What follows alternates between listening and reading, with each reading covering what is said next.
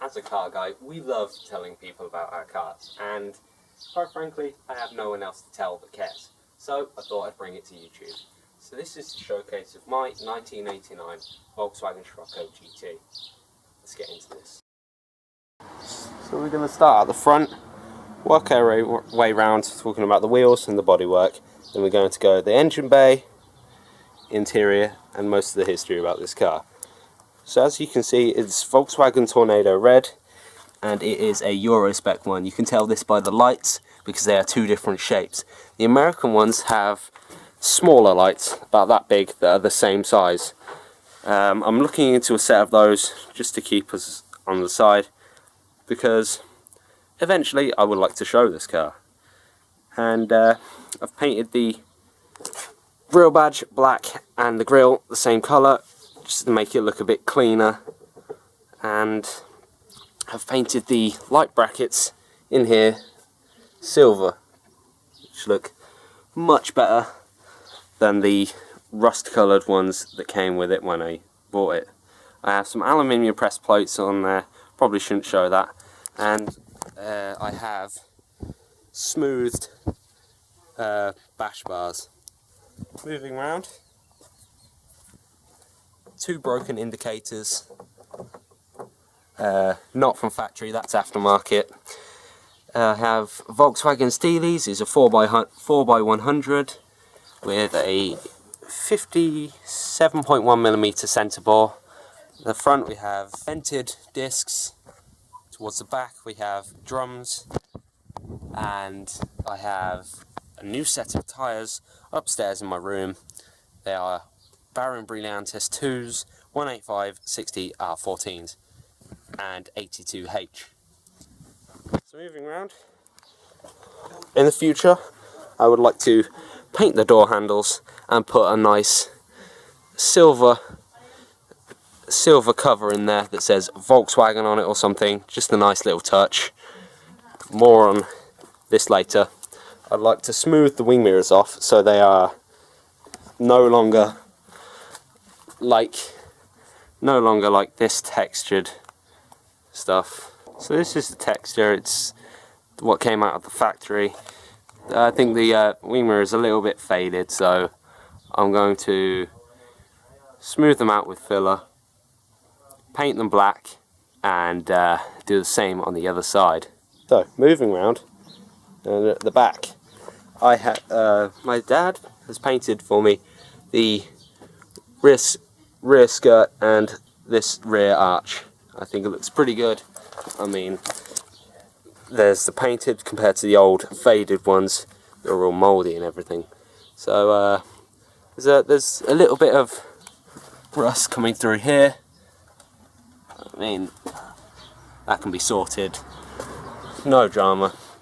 And the paint has a lot of primer dots and little imperfections like this just here where he's tried to touch up the paint. Round to the back I have debadged the boot lid and just put some red stickers over it for now to make it look a bit cleaner, instead of having holes where water can seep in and everything. Again, metal press plates and these brilliant DeLorean style lights. I mean, I think it looks like a DeLorean anyway. So in here is little grooves, and I saw on a Scirocco forum somewhere that someone had got some black fine liner and gone through here. So I'm going to get some fine liner and put some in all of these gaps, and I think it will look pretty mad. So this is one of the only exterior rust spots on the bodywork of this car, and it's recently had some rust eater on it, so it'll kill the rust a little bit. I'm going to eventually paint the toe eyes to make it look a bit cleaner, and this side is rather inaccessible. I would like to talk about this spoiler for a minute because I think it looks absolutely amazing. It gives a nice 80s flair to the car and makes it look very good. This car had its back window smashed by the neighbour of the previous owner, I think, and it's had another one in it. These are heated with a single wiper and washer jet up there. These wipers have been painted satin black, and same on the front. So onto the roof. This car came faded like this. I'm not sure whether you can see because of the sun. I know I can't anyway.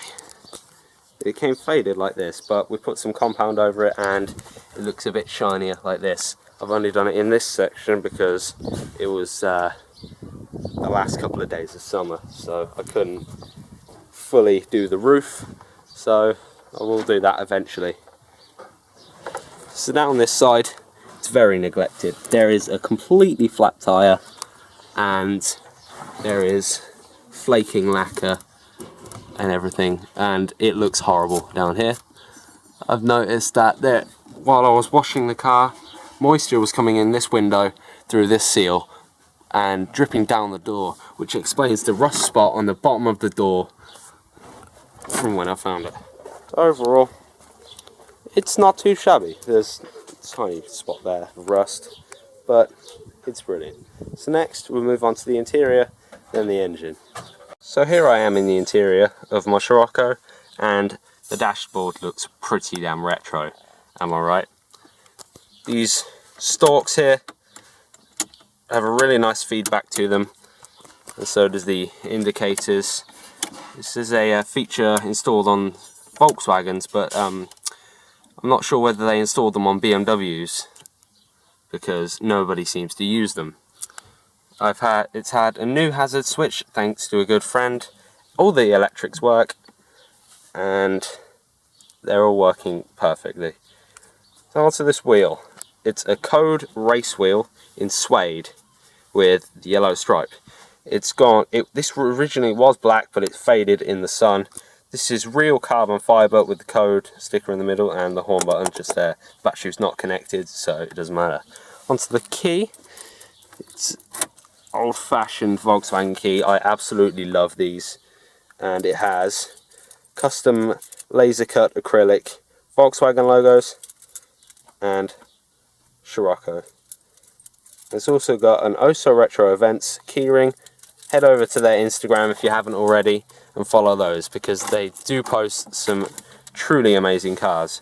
And onto the door cards. The door grab handles appear to be half plastic, half weird leather mutant cow thing. Beautiful door handles. And manual windows, of course, known as automated bull. This car is a 5-speed manual, single clutch. You could originally get a 1.3 with a 3-speed automatic, I believe. And I'm glad the previous owner chose the 5-speed manual, because 3-speed automatic does not sound very pleasing on long journeys. Onto this center console. It's had some holes drilled in it by the previous owner or the person before that, so I'm just going to put some filler in those and paint it all black. I've redone this cigarette tray because it was terribly rusty on top, which indicates some moisture inside the cabin. Might have just been condensation, but this green panel of glass here is for where this LED goes, which is a nice touch by Volkswagen. So whenever you have your lights on, there should be a light in the ashtray. I'm personally not going to use it for cigarette ash. I'm just going to use it for change, as everyone does nowadays. This plate here was originally the LED for the alarm, but it had one, but I removed it because we didn't have the blipper for it to turn it off if it did go off. This car has a manual choke because it has a carburetor. The seats are pretty nice. Not very clean, but I like the pattern on them. They feel quite comfy, but I can see them getting very, very uncomfortable on long journeys. The carpet is this weird grey colour and stained. No idea what that is, but I have 2003 Beetle convertible floor mats in here just to protect the carpet a little bit. So if we fold the seat down, which is a simple lever on the other side, horrible squeak, it folds it forward, and then you pull it forward with a lever just here, pull it up, and it should just slide like so. In the back we have the Beetle floor mats and the seat belts just here. The B pillars are this weird mutant cow stuff that I've mentioned before. The seat belts aren't very nice either, they're a bit mouldy from winter. The seal's horrible. This window's horrible as well. And it has these red door lock pin pulls, or whatever you want to call them. That's just a bag for the cover. I need to put the cover back in the bag. But the back seats are quite nice. They are quite comfortable. I have sat in them before. Just two, not one in the middle. But when the seat is back, you will see just here, there is not enough room for a child in there. I'm telling you that much. It has a nice spacious boot, but the visibility out of it is not too bad, but it's not too good either, because it has the bent piece of glass on the bottom, which then bends into this slanted piece at the back, and you have this retro 80s spoiler blocking it. The headliner is a bit torn in some places and a bit tatty, so I aim to replace it or fix it. This car also has a sunroof, which you do not find in many modern cars because they all have air conditioning. Which reminds me, I don't have air conditioning. There's no air conditioning in this, no radio at the minute, but there is one in my room. Just move the gear stick out of the way. There is one in my room. It has all the fittings in here at the minute, so I can fit the radio in the future. When I fit the radio, I'm going to replace the currently aftermarket speakers in here, because they are simply just tattered and worn and not very nice. And also, I'm not entirely sure whether they work or not, so it's nice to replace them. Also, one other thing about the door cards, they have fabric inside here as well, which I quite like, although it is quite loose in many places. But so is the 80s. The dashboard is cracked in a few places, but I will try and fix that somehow. I have a Mighty Oak cherry flavoured air freshener in here because it smelt fruity, to say the least, not in a good way. So next we'll move on to the boot. So the boot has a lock much like the door, because there is no central locking in this car at all. So if you move this horribly warped parcel shelf out of the way, there is plenty of space in there for a fat man. Here's the old steering wheel, which I quite like, and I'm going to restore and keep it an empty petrol can wheel lock.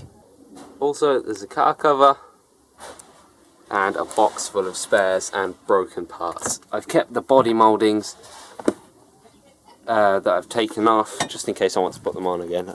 Remove them because I think it looks a bit cleaner and it improves the whole appearance of the car. I eventually want to get a rear strut brace and tidy up the boot floor. I kind of want to quilt this area as well as the parcel shelf. So behind here is the rear washer bottle. You take that off, everything falls apart, and then you put that on when you've filled it back up again. And you just slot that on there like that. Next, we'll go to underneath the bonnet. So underneath the bonnet is a 1.8 4-cylinder 8-valve engine with an aftermarket K&N air filter. It has freshly shot blasted and painted fan shroud and painted fan motor. It's had a new washer pump, new washer jet, new washer piping, It's also had a new fuel filter. I have a new oil filter upstairs as well. Eventually I will replace the clutch in this as well. It's also had this clamp shot blasted and painted black. This intake bracket just here has also been painted the same silver as these light buckets, which I think looks pretty cool. The alternator has been cleaned and the pulleys have been painted, as well as the fans and retainers. I also need to get some new piping, so this needs replacing, this needs replacing, and the cold air duct down there needs replacing as well. Part of the electrical charging system isn't functioning properly because the battery does not stay charged for long. I think that's a new battery. I mean, it looks new, doesn't it? But I think it might be the contacts inside this alternator, so I'll strip that down eventually and replace them. I have a thermostat on the way, so we'll do that this weekend if it arrives.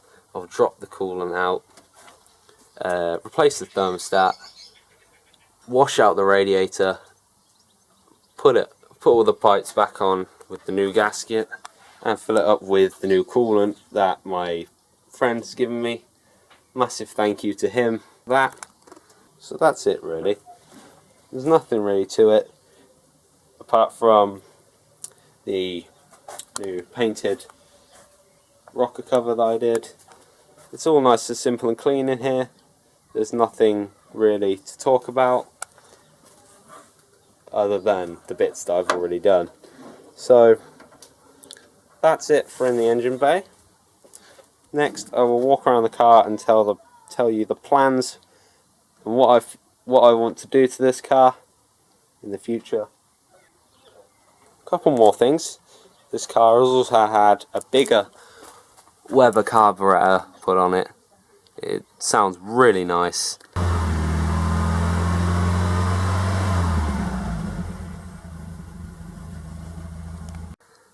But the exhaust is a little bit leaky, I think, so that kind of ruins it. In the future I'd like to get a Jetex full system with twin oval tips. That's about £304 from Volkswagen Heritage, but it makes the car sound really nice. Makes it sound a bit like a rally car. And also this car is lowered.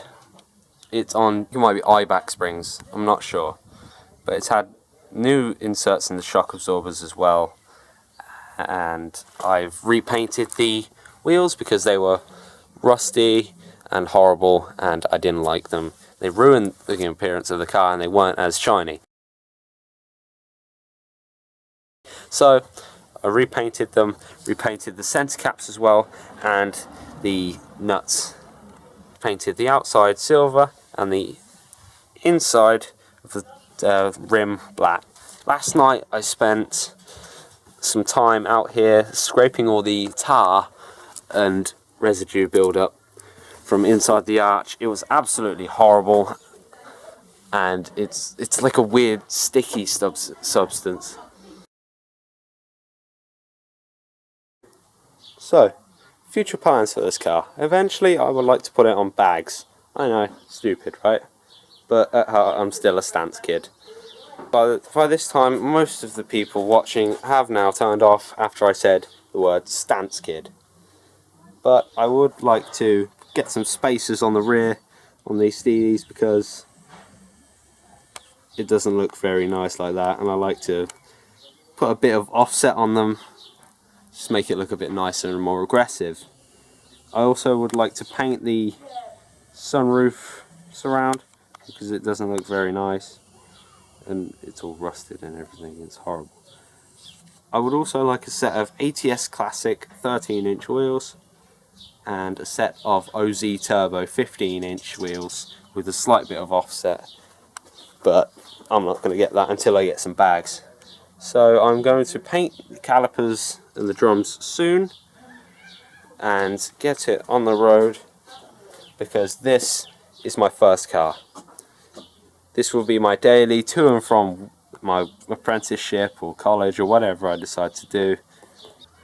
So I'll be mega excited to daily this thing, day in day out, every week, to and from my apprenticeship, because it's such an exciting car. It looks fantastic. I absolutely love this shade of red, and I love the red and black combination with the silver steelies. I think this will look absolutely amazing with all the parts that I've got for it that I need to install, and there'll be more videos in the future of me installing these parts. So, onto the styling. Personally, I think the back of this looks resembles that of the AE86 or the DeLorean. I've had a few people call my car a DeLorean because of the front, which looks a little bit wedge shaped. Kinda. The front end of the car does look a bit like an Audi Quattro, because they're all of the cars I've mentioned were built around the same time. So this is the GT with the catalytic converter, so it produces around 90 horsepower from the factory. Not much, right, but it's enough considering the car weighs just under a ton, which is very light.